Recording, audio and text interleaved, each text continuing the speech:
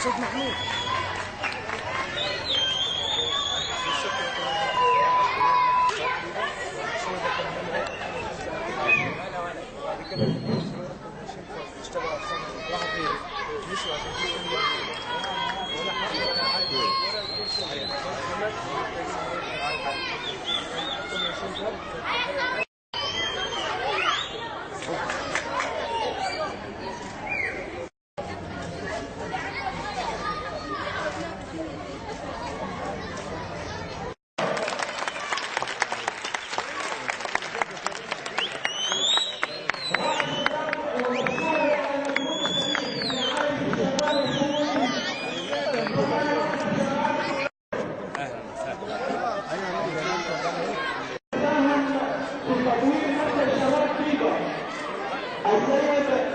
المهندس الوزير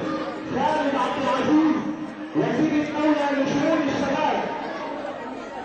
يوسف شحات قدامه محمد اسعد ومحمد حسن عبد الجليل واحمد ابو الحجاج وعبد العزيز،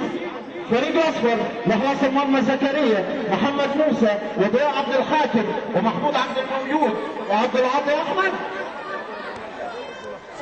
حكم اللقاء الكابتن بردعي لاعب مركز شباب طيبه